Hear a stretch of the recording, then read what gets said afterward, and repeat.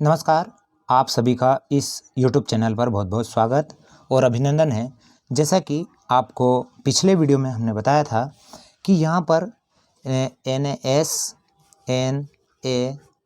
यानी national achievement सर्वे यानी राष्ट्रीय उपलब्धि सर्वेक्षण 2021 यहाँ पर टेस्ट होना है।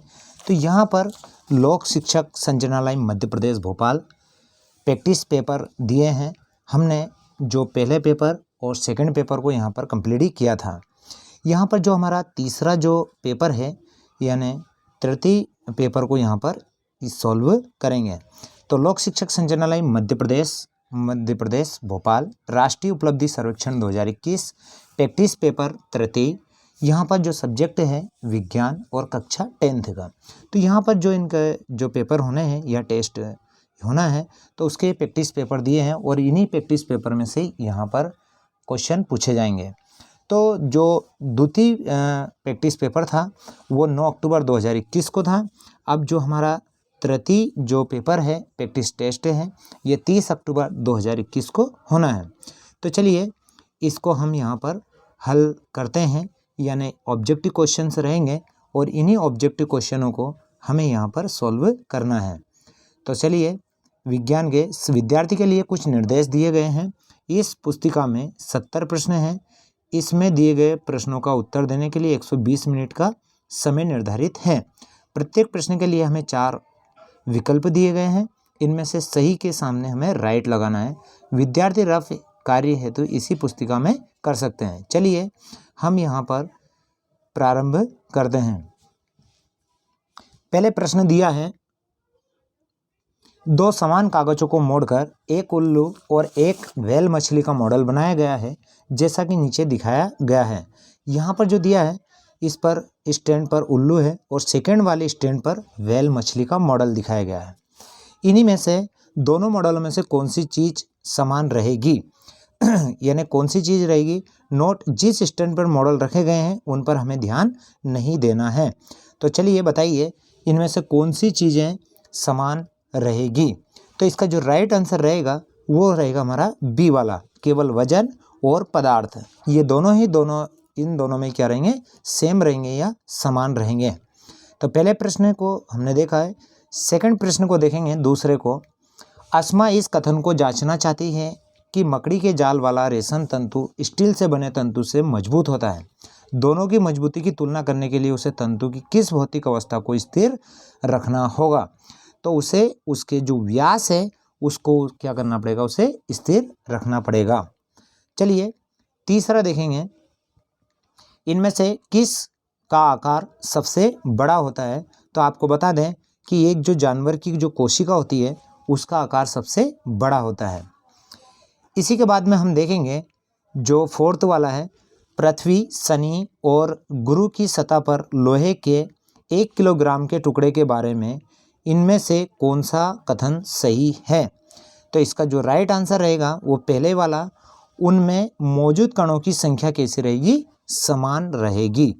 तो इसका जो पहले वाला है वो राइट आंसर है, इसका ए वाला।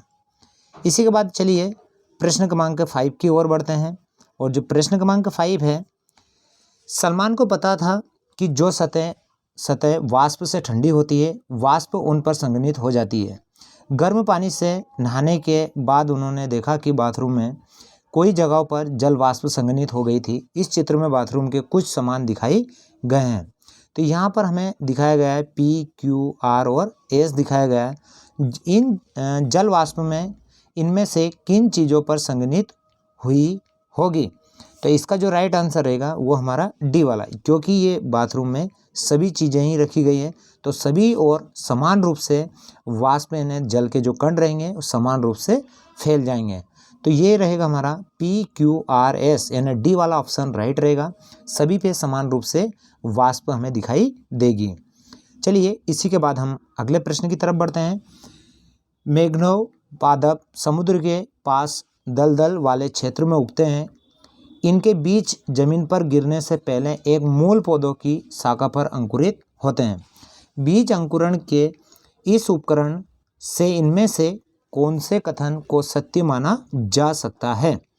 तो इसका जो राइट आंसर रहेगा वो सी वाला रहेगा, सभी बीजों को अंकुरण के लिए मिट्टी की आवश्यकता नहीं होती है, यानी उन्हें अंकुरित होने के लिए किसी मिट्टी की आवश्यकता नहीं होती है। चलिए 7 प्रश्न को देखते हैं। साइमन ने समान गति से चलती हुई बस की खिड़की से बाहर देखा। उसने देखा कि बस के बाहर की चीज़ें पीछे की दिशा में चलती हुई दिखाई दे रही थी। उसने खिड़की से बिजली के खंभे PQRS को देखा, यानी यहाँ पर जो पिछले जो खंभे हैं यानी P यहाँ पर जो दिया है हमारा P दिया है, Q और R को देखा। इसी के बाद दिया है उनमें साइमन को इनमें से कौन सा खंभा सबसे तेज गति से पीछे की दिशा में चलता हुआ दिखाई देगा। तो बताइए कौन सा खंभा स्पीड से जाता हुआ पीछे की ओर दिखाई देगा। तो इसका जो राइट रहेगा यानी P वाला, क्योंकि ये सबसे अधिकतम पास में रहेगा तो ये स्पीड से जाता हुआ दिखाई देगा। तो इसका जो राइट आंसर है वो वाला रहेगा हमारा A वाला, इसका राइट आंसर है। इसी के बाद हम देखते हैं 8वां। फरहाद एक सौर कुकर बनाना चाहता था जिसमें पानी को उबाला जा सके। वह विभिन्न प्रकार के सौर कुकर के बारे में पढ़ता है और फिर 3 नए प्रकार के कुकर का चलित मॉडल बनाता है। एक से ज़्यादा चालू मॉडल बनाने का क्या फ़ायदा है। तो इसका जो फ़ायदा है वो B वाला है। तीनों मॉडलों को एक साथ चलाकर यहाँ देखा जा सकता है कि कौन सा मॉडल सबसे अच्छा चलता है। तो इसका राइट आंसर रहेगा वो B वाला रहेगा। इसी के बाद हम चलिए देखते हैं प्रश्न क्रमांक 9 की तरफ। भानु सुबह जल्दी उठकर घूम रहा था। उसने देखा कि सूर्य उसके बाईं तरफ से उदय हो रहा है। 10 मिनट में वहाँ सड़क के अंत तक पहुँच गया। फिर वहाँ घूमकर उसी तरफ चलने लगा जहाँ से वहाँ आया था। जाते और लौटते समय उसकी छाया किस दिशा में दिखाई पड़ेगी। ए यहाँ पर जो दिए है ऑप्शन, जाते समय पश्चिम पश्चिम पूर्व पूर्व, लौटते समय पूर्व पश्चिम पूर्व पश्चिम। तो इसका जो राइट आंसर रहेगा वो रहेगा हमारा B वाला, यानी जाते समय वो कौन सा है पश्चिम और फिर यहाँ पर रहेगा वो पश्चिम। तो इसका B वाला राइट आंसर रहेगा। इसी के बाद में चलिए हम अगले प्रश्न की तरफ बढ़ते हैं। और अगला जो प्रश्न है हमारा न यहाँ पर वो है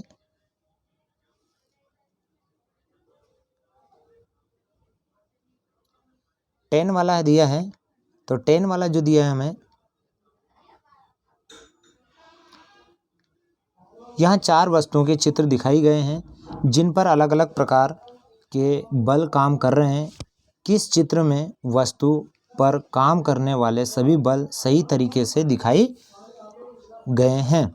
तो यहाँ पर दिए नोट चित्र में दिखाए गए तीर केवल बल की दिशा दिखा रहे हैं, ना कि उसका परिणाम को। तो इसका जो राइट आंसर यानी रहेगा वो कौन सा रहेगा हमारा C वाला राइट आंसर रहेगा।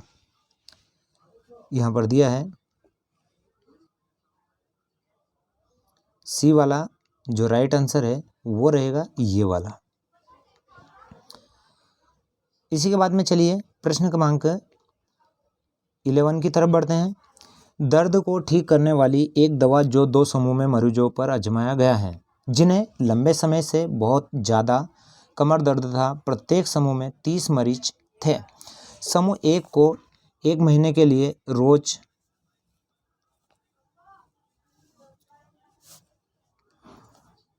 1 गोली दी गई जिसमें 50 mg दवा थी। दूसरे समूह 2 के 1 महीने के लिए रोज 1 गोली दी गई जिसमें 100 mg दवा थी। महीने के अंत में समूह 1 के 25% लोगों ने कहा कि उनके कमर दर्द कम हो गया और समूह 2 के 35% लोगों ने कहा कि उनकी कमर दर्द का कम हो गया। इस परीक्षण को वैध बनाने के लिए क्या करना चाहिए। तो इसका जो राइट आंसर यानी रहेगा वो रहेगा हमारा D वाला, यानी तीसरा समूह रखकर परीक्षण करना चाहिए था जिसे बिना दवा की गोलियां दी जाती हैं, तो उससे हमें पता चल जाता। चलिए अगले प्रश्न की तरफ बढ़ते हैं। 12वां। इस आकृति में दिखाई गए व्हेल मछली दिखाई गई गहराई पर वायु का बुलबुला उत्सर्जित करता है। मछली दिए 100 मीटर दिया है, सतह दी है, व्हेल मछली दी। इनमें से किस विकल्प की में सतह की तरफ ऊपर जाते वायु के बुलबुलों के आकार को सही रूप में दर्शाया गया है। तो यहाँ देखेंगे पहले यानी कौन सा रहेगा, तो इसका जो राइट आंसर यानी रहेगा हमारा, वो रहेगा हमारा सी वाला। यानी ये जो रहेंगे पहले छोटे दिखाई देंगे, वो सतह पर आते हुए सभी गोले कैसे हो जाएंगे, तो बड़े हो जाएंगे। तो पहले छोटे रहेंगे, फिर बड़े रहेंगे, फिर बड़े रहेंगे और फिर इस प्रकार से बड़े हो जाएंगे, यानी सी वाला राइट आंसर रहेगा। चलिए इसी के बाद हम देखते हैं प्रश्न क्रमांक 13। हंसा ने एक बैटरी और 2 तारों की मदद से एक विद्युत बल्ब दीप्त करने का प्रयास किया गया, जैसा कि नीचे दिखाया गया है, पर बल्ब दीप्त नहीं हुआ। बल्ब दीप्त न होने का उसने एक संभावित कारण सोचा। उस कारण को जांचने के लिए उसने एक नए बल्ब लिया जो काम कर रहा था और पूरी तरह चार्ज हुई बैटरी भी ली। वह किस संभावित कारण को जांच रही थी? तो इसका जो राइट आंसर रहेगा वो हमारा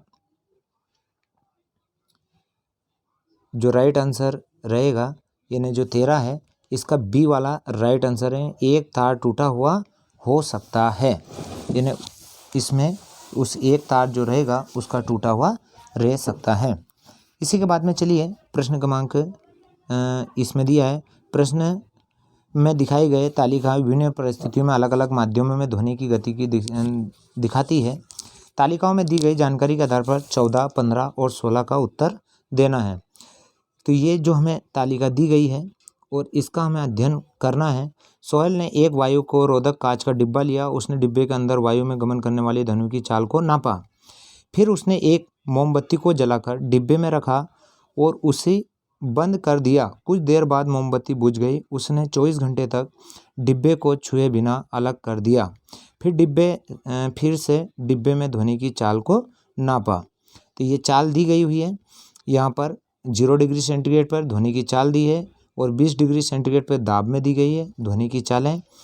इसमें से हमें बताना है सबसे पहले बार यानी 14 क्वेश्चन जो है, पहले बार की तुलना में जब ध्वनि की चाल को दूसरी बार नापा तब उसे संभवतः क्या पता चला होगा। तो इसका जो राइट रहेगा यानी वहाँ घट गई थी, यानी बी वाला राइट आंसर रहेगा। केवल ऊपर दी गई जानकारी के आधार पर विभिन्न पदार्थों और पदार्थों की अवस्था में ध्वनि की चाल के बारे में क्या कहा जा सकता है? तो इसका जो राइट रहेगा वो रहेगा हमारा सी वाला, यानी ये सी वाला राइट रहेगा। चाल की ध्वनि की चाल पदार्थ की अवस्था के अलावा अन्य कारकों पर निर्भर करती है, ये राइट रहेगा। इसके बाद में दिया है 16, यदि इस कांच के बॉक्स में कुछ उड़ने वाले बैलून रखकर फोड़ दिया जाए तो ध्वनि की चाल में क्या परिवर्तन होगा? तो इसका जो राइट आंसर रहेगा वो वहाँ बढ़ गई थी, यानी पहले वाला राइट आंसर रहेगा।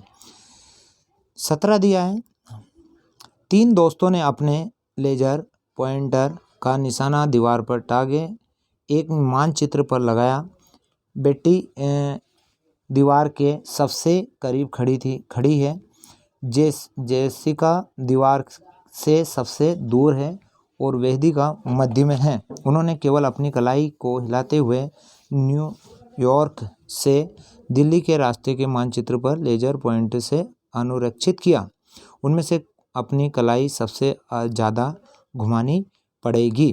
तो इसका जो राइट आंसर रहेगा वो रहेगा हमारा ए वाला, यानी बिट्टी। इसी के बाद में हम चलिए प्रश्न क्रमांक 18 की तरफ बढ़ते हैं। यहाँ 4 अलग अलग प्रकार के पेंच स्क्रू के ढकने वाली बोतलें दिखाई गई है जो खुली हुई है। प्रत्येक बोतल के ढक्कन में बने खांचे बोतल पर बने खांचों से मेल खाते हैं। अगर सारे ढक्कन पूरी तरह बंद कर दिए जाएं तो कौन सी बोतल को खोलने में सबसे कम समय लगेगा? तो यहाँ पर जो डी वाला ऑप्शन हमारा राइट आंसर रहेगा, ये वाला राइट आंसर है। चलिए इसी के बाद में देखते हैं न्यूट्रॉन का द्रव्यमान होता है। तो न्यूट्रॉन का जो द्रव्यमान होता है वो होता है हमारा प्रोटॉन के तुल्य के बराबर, यानी प्रोटॉन के तुल्य के बराबर होता है। इसी के बाद में दिया है डायबिटीज एनपीडिस के संबंध में कौन सा कथन आसक्ति है।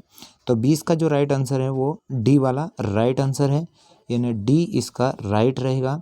एक अग्नाशय की बीटा सेल से निकलने वाले इंसुलिन हार्मोन्स की कमी से होता है।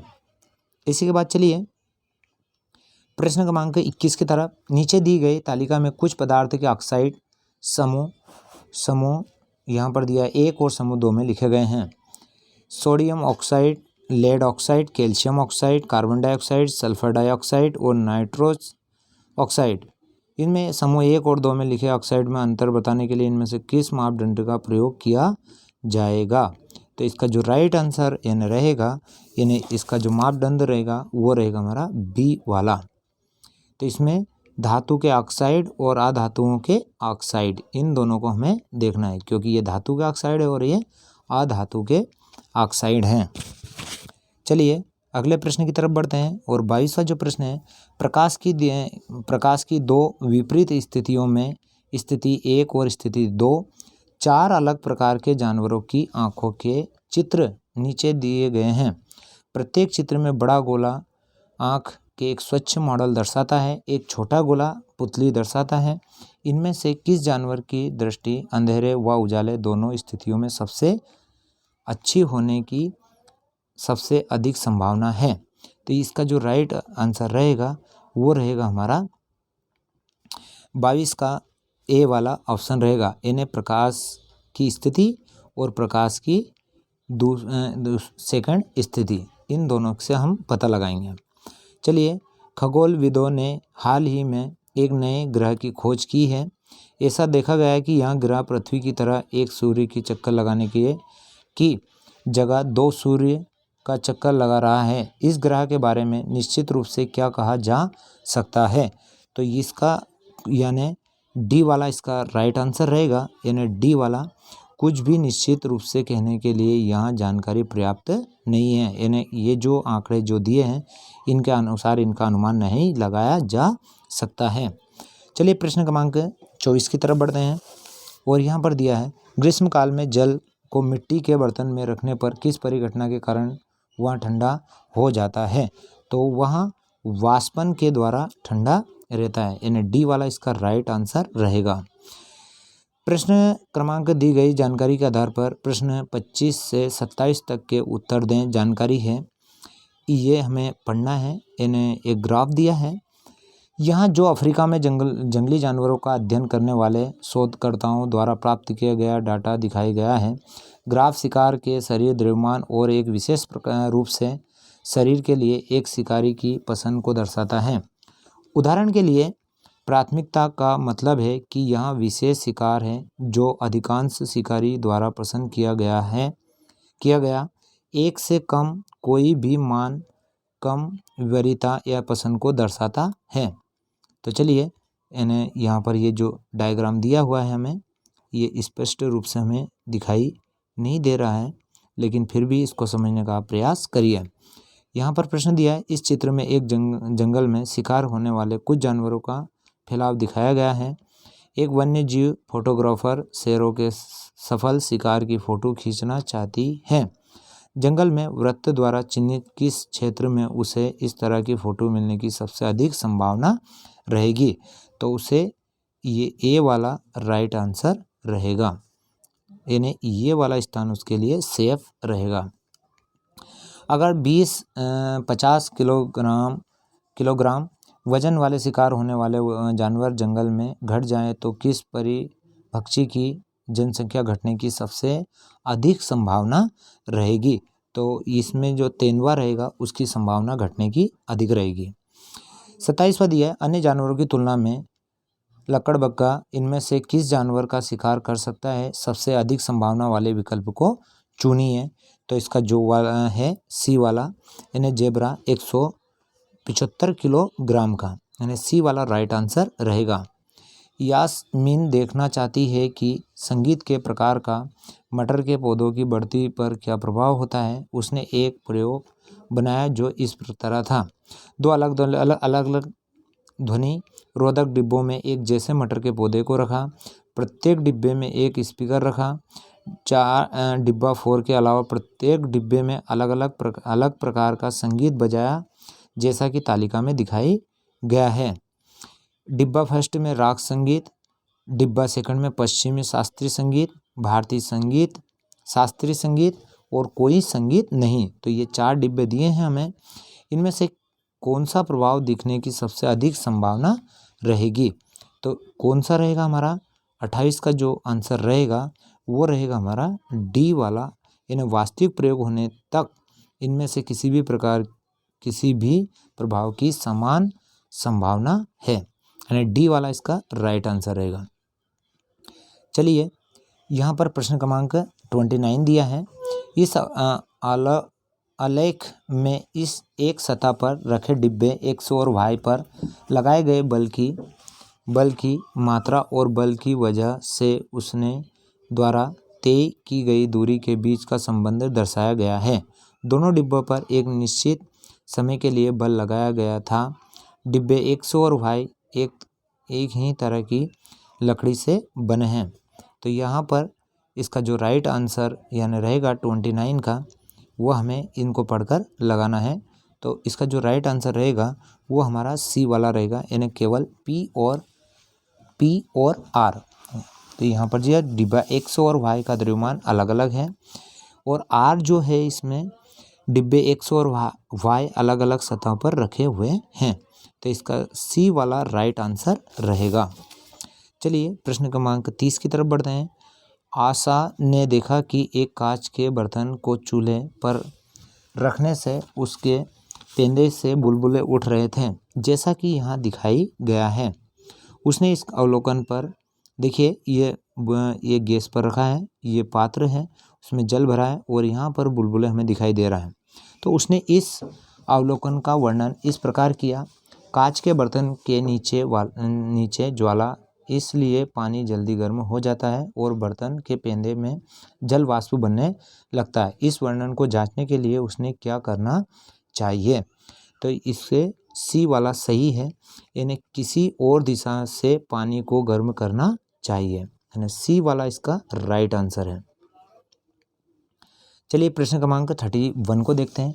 यहाँ एक समतल दर्पण है, यहाँ समतल दिया हुआ है, काले मोटे गत्ते का गोला दिया है, लकड़ी की फ्रेम दिखाई गई है। दर्पण को एक स्टैंड पर लगाकर एक दीवार के सामने रखा है, जैसा कि नीचे दिखाई गया है। दर्पण द्वारा सूर्य की सीधी रोशनी दीवार पर परावर्तित हो रही है। इसमें से किस चित्र में उस परावर्तन को सही तरीके से दिखाई गया है? तो हमें सही राइट आंसर इसका बताना है। तो इसका डी वाला राइट आंसर, ये वाला राइट आंसर रहेगा। चलिए, 31 को देखते हैं। यहाँ पर दिया है, नीचे दिए गए वृत्त आलेख में रूस की 2 जनजातियों के आहार के बारे में बताया गया है। एक जनजाति उल्लेख के समुद्र तट के क्षेत्र में रहती है, दूसरी जनजाति कंचलन के भीतरी क्षेत्र में रहती है। तो यहाँ पर दिया है हमें सभी जातियाँ। इन दोनों जनजातियों के आहार में जो अंतर है उसके बारे में राणा ने 4 संभावित कारण बताए। इनमें से किस कारण को जांचने के लिए किसी भी और जानकारी की आवश्यकता नहीं है? तो 32 का जो राइट आंसर रहेगा वो हमारा डी वाला रहेगा। समुद्र के तट पर रहने वाले लोग भोजन प्राप्त करने के लिए समुद्र पर ज़्यादा निर्भर करते हैं।